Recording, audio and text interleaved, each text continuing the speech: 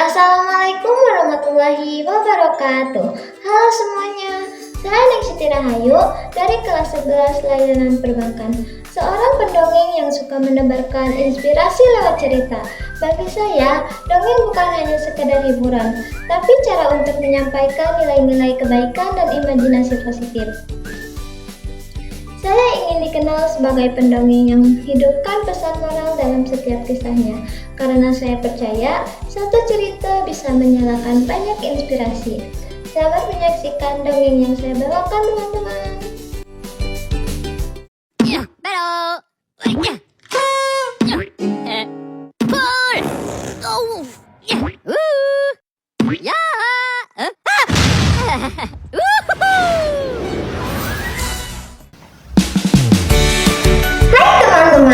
Kalian pasti pernah melihat gunung kan?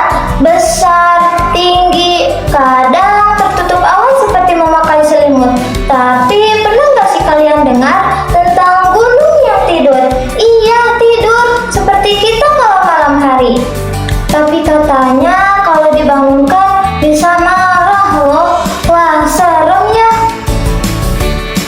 Nah, ini dia cerita tentang seorang anak yang bernama Nila dan petualangannya ke gunung yang katanya tidur selama 1000 tahun lamanya. Oh iya, sebelum saya melanjutkan cerita dongengnya, izinkan saya untuk memperkenalkan diri terlebih dahulu. Perkenalkan, nama saya Ningsiti Rahayu, saya dari kelas 10 Layanan Perbankan. Di sini saya akan membawakan cerita dongeng yang berjudul Nila dan Gunung yang Tidur. Mau tahu kelanjutan ceritanya seperti apa? Simak yuk! Di suatu desa dekat hutan dan sawah, hiduplah seorang anak petani bernama Nila. Ia hidup dengan sederhana, tetapi ia memiliki hati yang luar biasa. Ia suka menolong, ramah, dan suka bertanya. Suatu ketika, desa Nila mengalami kekeringan. Tidak ada hujan, tanah retak, sumur kosong, bahkan bebek-bebek di desa pun mulai malas menguap karena kehausan. Orang-orang di desa mulai khawatir dan berkata,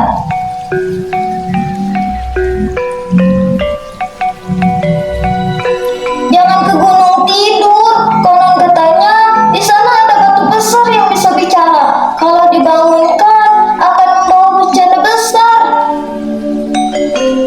Tetapi apakah Nila takut? Tentu tidak. Ia malah berkata, "Kalau batu itu bisa bicara, siapa tahu dia bisa bantu, Kak." Lalu berangkatlah Nila dengan bekal seadanya. Roti bakar, selai kacang, dan satu buah gelang tangan pemberian ibunya. Ia mendaki, naik makin tinggi, sampai awan menyentuh rambutnya. Dan sesampainya di puncak, Nila melihat sebuah batu besar berbentuk wajah. Matanya tertutup, hidungnya pesek seperti sedang tidur. Tiba-tiba batu itu bersin. "Heci! Siapa sih yang membangunnya aku tidur? Ganggu banget, lagi mimpi indah tahu." "Namaku Nila, maaf ya aku ganggu, tapi desa kami butuh air. Kamu bisa bantu kan?" Kamu lucu juga, berani banget ngomong sama aku. Aku bisa bantu, tapi kamu harus kasih aku satu hal. "Apa tuh?" Sesuatu yang paling kamu sayang.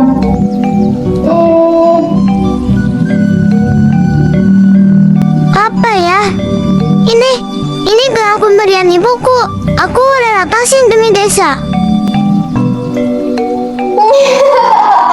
Kamu kocak juga, tapi oke deh, permintaanmu tulus.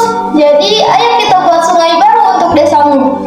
Dan setelah itu, brush mengalirlah air dari kaki gunung, deras mengalir ke desa, seperti ular air yang bahagia. Orang-orang pun mulai bersorak dan bebek-bebek pun mulai menguak riang. Tetapi Nila, ia tidak pernah kembali. Saat penduduk naik ke gunung, mereka melihat sebuah pohon lucu tumbuh di sana. Di daunnya tergantung gelang tangan yang masih utuh dan tidak rusak.